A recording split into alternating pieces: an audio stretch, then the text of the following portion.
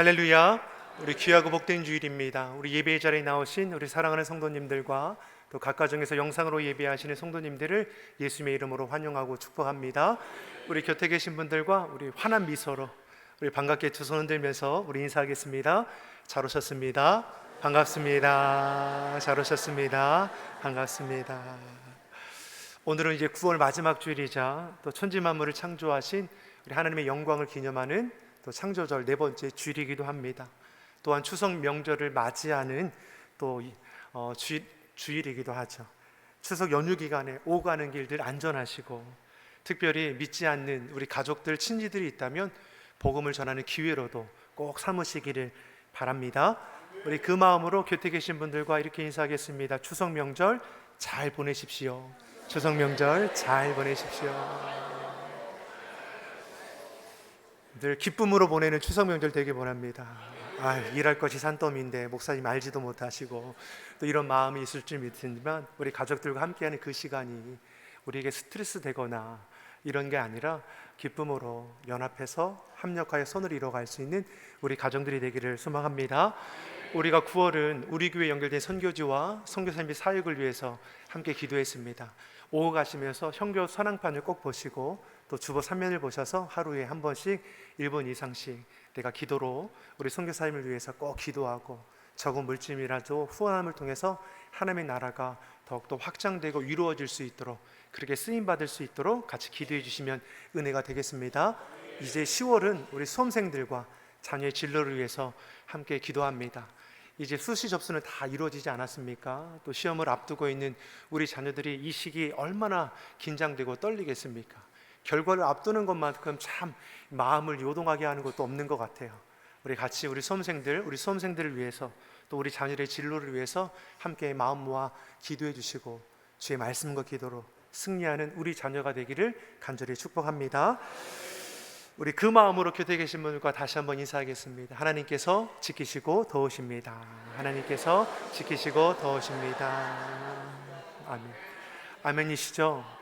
우리가 늘상 주일만 되면 고백하는 것으로 마치는 게 아니라 정말 지치고 낙심됐을 때, 삶의 자리에서 힘겨워하는 우리 식구들이나 이웃들이 있을 때 여러분 꼭 기도해 주시고 위로해 주십시오.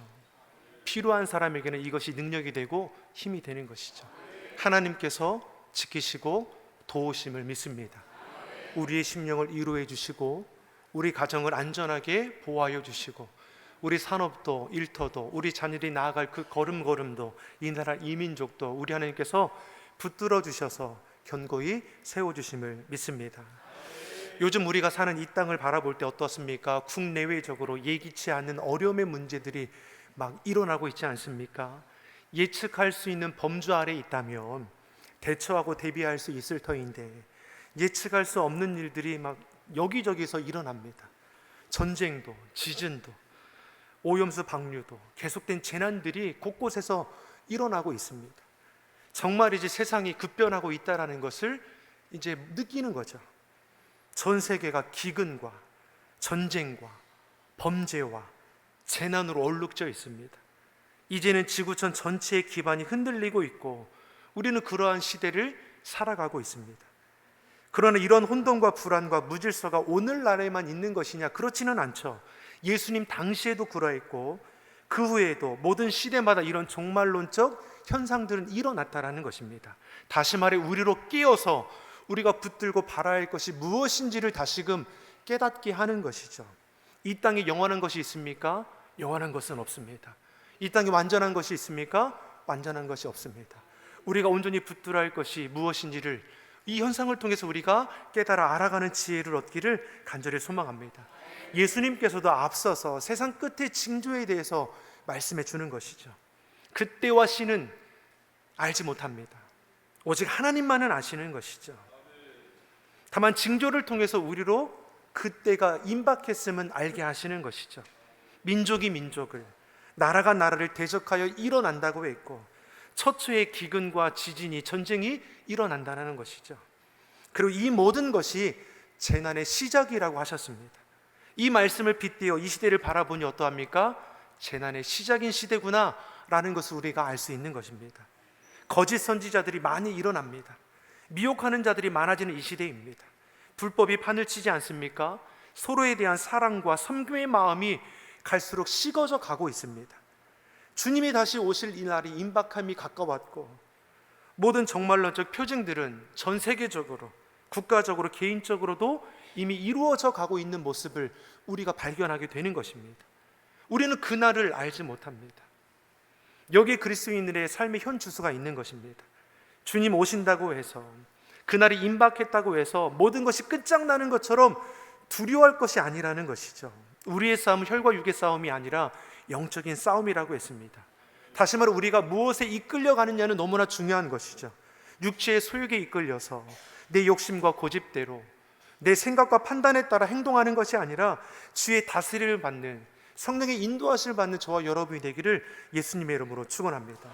그래서 믿는 자를 향해서 주시는 말씀이 무엇입니까? 근신하라, 깨어라 말씀하는 것이죠. 정신 차리라 하는 것이죠.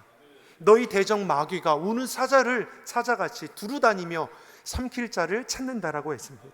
그러니 너희는 믿음을 굳게 하여 저들을 대적하라는 것이죠. 무엇을 우리가 굳게 해야 합니까? 믿음을 굳게 해야 합니다.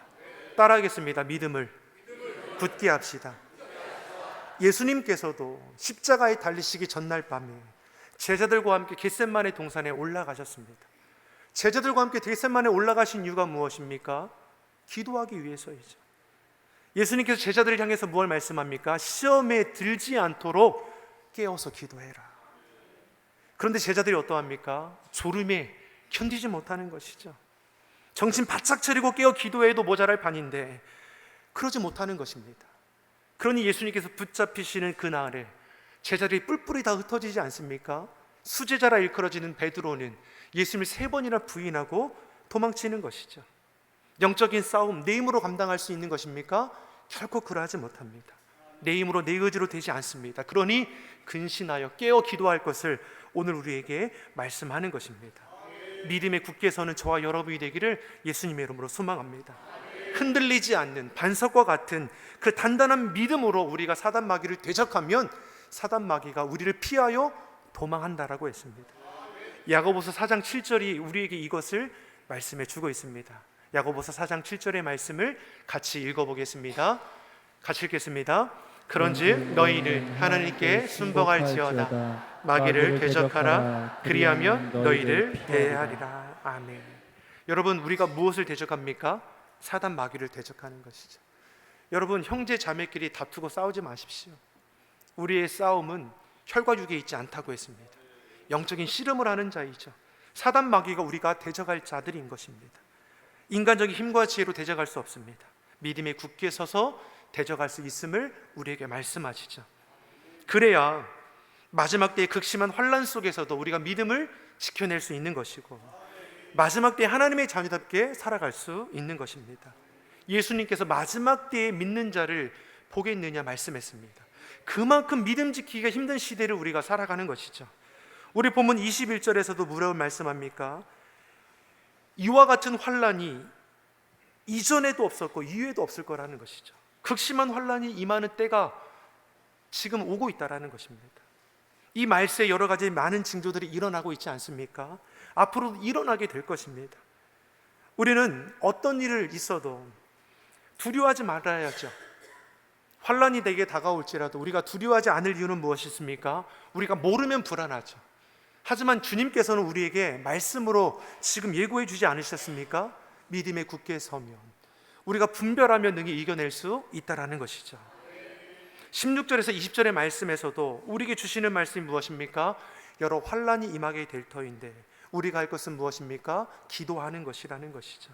온 우주 만물을 지으시고 다스리시고 섭리하시는 아버지 하나님께 구하고 찾는 자가 주의 능력 가운데 시대를 분별하며 이겨낼 수 있다라는 것입니다. 하나님만이 우리의 피난처가 되시죠.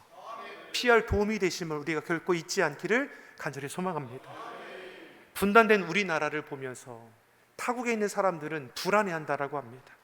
언제라도 전쟁이 일어날 수 있는 상황 가운데 이 대한민국이 놓여 있다라는 것이죠. 러시아와 우크라이나를 보더라도 전쟁의 그 비참함을 우리가 알 수 있지 않습니까? 위기와 환란이 오지 않으면 좋을 텐데 우리는 장담할 수 없는 시대를 살아가지 않습니까? 우리는 내일 일을 알지 못합니다. 내일 일을 우리가 모르니까 불안해하고 염려하며 떨라는 거로 말씀하는 겁니까? 아니죠. 주님께서 세상 끝의 징조를 말씀해 주는 것입니다. 그날이 오늘일지라도 믿음으로 준비하고 대비하는 자가 되라고 말씀하는 것입니다. 시험에 들지 않도록 깨어 기도하라고 했습니다. 환난이 찾아오지 않으면 좋겠지만 예기치 않은 환난이 닥쳐올지라도 이는 영적인 싸움임을 우리가 분명히 고백하고 믿음 잃지 않는 저와 여러분이 되기를 예수님의 이름으로 축복합니다. 무엇보다 이 나라와 이 민족을 기도해 주시는 주의 성도 되십시오. 대통령과 유정자들이 정말 하나님을 경외하고 두려워할 수 있도록 세상 방법이 아니라 하나님의 말씀과 방법대로 이 국정이 운영될 수 있도록 여러분 기도해 주십시오. 정치, 경제, 사회가 돌아가는 꼴을 보고 많은 사람들이 혀를 차면서 이 나라 이래도 되겠냐고 한탄하며 방관하지 않습니까? 하지만 우리 믿는 자들은 그럴수록 더욱더 이 나라를 품고 기도하는 자가 되어야 할 것입니다. 불평하고 원망하고 분노에 휘둘리지 마십시오. 불평한다고 원망한다고 달라지는 것은 하나도 없습니다. 우리를 향한 하나님의 마음을 알아서 우리가 그 마음으로 서로를 돌아보고 기도해주고 섬겨주고 사랑해주고 이해해줄 수 있는 우리의 가정, 우리 교회, 이 나라 이 민족이 되기를 예수님의 이름으로 축원합니다. 이처럼 믿는 자들은 선한 영향력을 끼치어 살아가는 자가 되어야 합니다. 예수님께서도 믿는 저와 여러분에게 뭘 말씀합니까? 너희가 이 땅에 빛과 소금이 되라고 말씀해 주셨습니다. 맛을 잃어간다는 것이죠. 어두워만 간다는 것입니다. 맛을 내는 자가 누구입니까? 빛을 발할 수 있는 자가 누구입니까? 주의 사랑을 아는 자, 구원받은 저와 여러분임을 우리에게 말씀해 주는 것이죠. 믿는 우리를 통해서 주의 사랑이 흘러가야 하는 것입니다. 성경은 저와 여러분을 가리켜 화목해 하는 직책을 주셨다라고 했습니다. 우리가 그리스도의 향기이고 편지라고 말씀해 주는 겁니다. 다시 말해 저와 여러분이 주의 사랑과 은혜가 흘러가는 축복의 통로라는 것이죠. 아멘이십니까? 저 따라해 보겠습니다. 나는 축복의 통로입니다. 자신 없으신가요? 좀 목소리를 크게 하시면 좋을 것 같아요. 선포하는 마음으로 나는 축복의 통로입니다. 시작. 나는 축복의 통로입니다. 아멘. 말씀대로 믿음의 선포대로 되는 것이죠. 옆 사람에게 선포합시다. 당신이 축복의 통로입니다. 아멘이시죠? 여러분, 우리가 축복의 통로입니다. 주의 복과 은혜가 믿는 저와 여러분을 통해서 우리가 자리한 곳에 흘러가는 것이죠. 이를 위해 우리가 택함 받으신 것이고 주님께서 우리를 이 땅 가운데 심어두신 것입니다. 나를 통해 우리 가정이 새로워지게 됩니다. 내가 일하는 일터가, 내가 자리하는 곳마다 웃음꽃이 피어나고 아름다운 열매가 날마다 주렁주렁 맺어가는 것이죠. 누구 통해? 믿는 나를 통해서. 우리 본문 22절이 오늘 우리에게 뭘 말씀합니까? 22절의 말씀을 같이 읽어보겠습니다. 그날을 감하지 아니할 것이면 모든 육체가 구원을 얻지 못할 것이나 그러나 택하신 자들을 위하여 그날들을 감하시리라. 아멘. 환난 날이 임하면 견딜 자가 누가 있겠습니까? 하지만 22절에 우리에게 뭘 말씀합니까? 택하신 자를 위해서 그날을 감해 주신다라고 말씀하고 계시죠. 환난이 계속된다고 하면 누구도 견디지 못하죠. 살아날 수 없습니다. 그런데 무엇을 말씀합니까? 그날을 감하시리라. 환난의 끝이 있다라는 것이죠. 무엇보다 택한 자들을 위하여 그날까지도 감해 주시는 은혜를 우리에게 베풀어 주실 것을 말씀합니다. 고린도전서 10장 13절에서도 같은 말씀을 이렇게 표현하고 있습니다. 고린도전서 10장 13절의 말씀 같이 읽어보겠습니다. 사람이 감당할 시험 밖에는 너희에게 당한 것이 없나니 오직 하나님은 미쁘사 너희가 감당치 못할 시험 당함을 허락지 아니하시고 시험 당할 즈음에 또한 피할 길을 내사 너희로 능히 감당하게 하시느니라. 아멘. 하나님 어떠한 분이십니까? 하나님 미쁘사 신실하신 분이시죠. 어제나 오늘이나 영원토록 동일하시는 사랑이 하나님이십니다. 우리에게 주어지는 시험이 막연한 시험이 아니라는 것이죠. 감당할 시험 밖에는 우리에게 허락지 아니하신다는 겁니다. 감당하지 못할 때는 어떻게 합니까? 피할 길을 내어주실 것을 분명히 말씀하는 것이죠.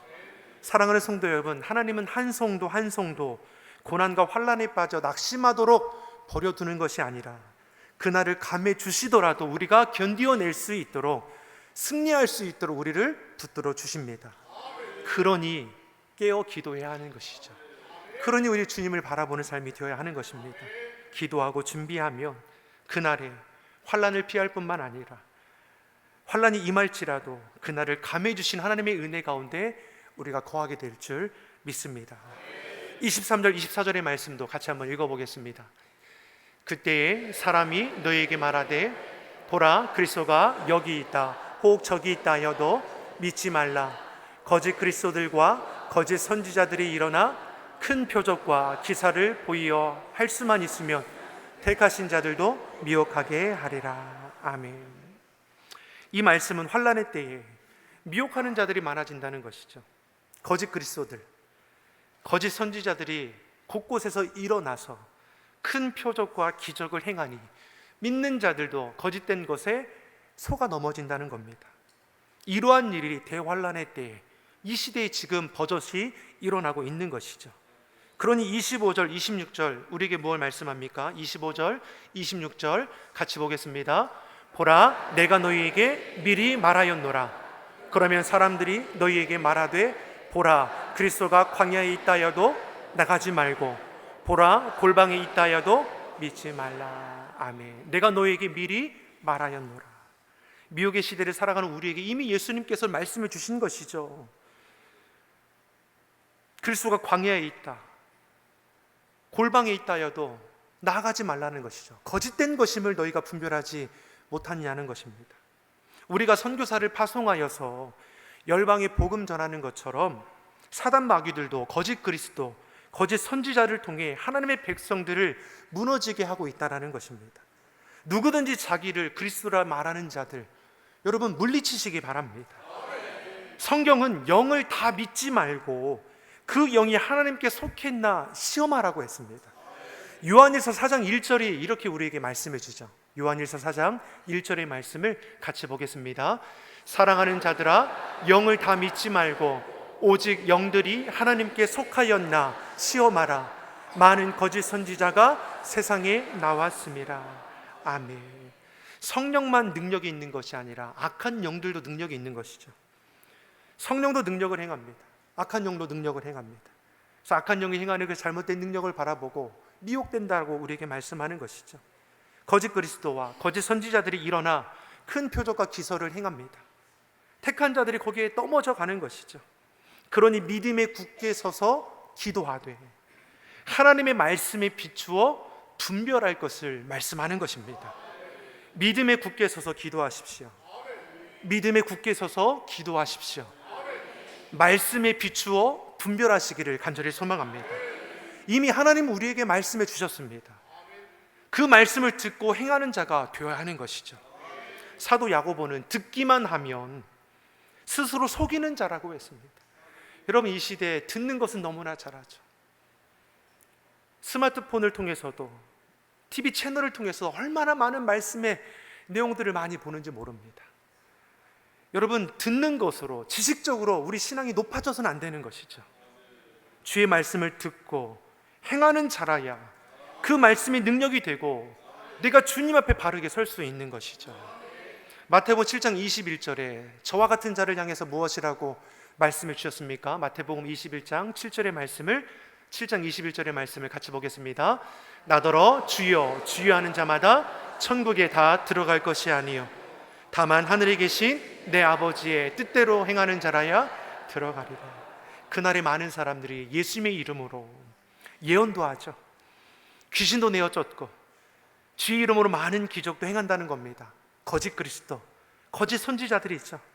하지만 저들을 향해 예수님께서는 무엇을 말씀합니까? 나는 너희를 도무지 알지 못하니 불법을 행하는 자들아 내게서 떠나가라는 것이죠. 마지막 때에 그리스도가 여기에도 있다 저기에도 있다. 여러분 속지 마십시오. 주님의 때는 우리가 알지 못하는 것이죠. 27절에 우리에게 뭘 말씀합니까? 27절의 말씀을 같이 보겠습니다. 번개가 동편에서 나서 서편까지 번쩍임같이 인자의 맘도 그러하리라. 주님 다시 오실 때 우리가 알지 못합니다. 성경은 도적같이 그날이 임할 때라고 했습니다. 그러니까 어떤 사람은 오해하기를 도적같이 임하는 거니까 주님 다시 오실 그 재림의 날을 아무도 모르게 은밀하게 주님께서 오시고 판단하는 거 아시느냐, 이것을 이단들이 가지고 가서 자신들이 그리스도라, 자신들이 이 땅의 모세다, 자신들이 재림의 주라고 얘기하는 엉뚱한 일들이 일어나지 않습니까? 분명히 말씀하지 않습니까? 하나님의 그때는 하나님밖에 알지 못하는 것이죠. 우리에게 주시는 말씀이 무엇입니까? 오늘 보면 29절 30절의 말씀을 같이 보겠습니다. 29절 30절의 말씀을 같이 읽어보겠습니다. 그 날 환난 후에 즉시 해가 어두워지며 달이 빛을 내지 아니하며 별들이 하늘에서 떨어지며 하늘의 권능들이 흔들리리라. 그때 인자의 징조가 하늘에서 보이겠고 그때 땅의 모든 족속들이 통곡하며 그들이 인자가 구름을 타고 능력과 큰 능력으로 오는 것을 보리라. 아멘. 데살로니가서 4장의 말씀을 보더라도 주님 다시 오실 때 어떻게 기록하냐면 호령과 천사장의 소리와 하나님의 나팔 소리와 함께 재림하실 것을 기록하는 것이죠. 누구도 모르게 은밀한 중에 주님께서 이 땅 가운데 오시느냐? 그렇지 않다는 것입니다. 주님 다시 오실 때는 모든 사람이 다 알 수 있도록 호령과 천사장의 소리와 하나님의 나팔 소리와 함께 임한다는 것이죠. 31절에서도 똑같이 말씀하지 않습니까? 큰 나팔 소리와 함께 천사들을 보내신다라고 했습니다. 하늘의 위엄과 영광으로 장엄한 모습으로 이 땅 가운데 재림하실 주님의 그날을 우리가 소망하며 바라보는 것이죠. 그날을 알지 못하기에 우리가 두려워하는 것이 아니라 그날이 오늘일지라도 우리는 구별된 하나님의 자녀답게 오늘도 분명하게 살아가는 삶이 되어야 하는 것입니다. 사랑하는 성도 여러분, 우리는 막연하게 기다리는 성도가 아닙니다. 하나님의 때는 임박했죠. 우리는 오실 주님을 기쁨으로 맞이할 슬기로운 다섯 처녀가 되어야 하는 것입니다. 그날이 오늘일지라도 우리는 두려울 이유가 전혀 없는 것입니다. 매일매일의 삶의 모습이 믿음으로 굳게 하여 주의 말씀을 지켜 행함을 통하여 주의 날에 참여하는 저와 여러분이 되기를 예수님의 이름으로 축원합니다. 기도하겠습니다. 좋으신 아버지 하나님, 우리에게 시대를 분별할 수 있는 지혜를 더하여 주시옵소서. 사단 마귀 어둠의 괴계는 주의 이름으로 물리치게 하시고 믿음을 굳게 하여 좌로나 우로나 치우치지 않으며 주의 말씀 듣고 지켜 행함으로 주의 뜻을 이루어가는 주의 성도들이 되게 하여 주시옵소서. 예기치 않는 환난이 찾아올지라도 두려워하거나 낙심하지 않게 하시고 피할 길을 내어주시고 그날을 감해서라도 우리를 안전케 하시는 주님 안에 날마다 거하는 주의 성도들이 되게 하여 주시옵소서. 감사드리며 예수님의 이름으로 기도드립니다. 아멘.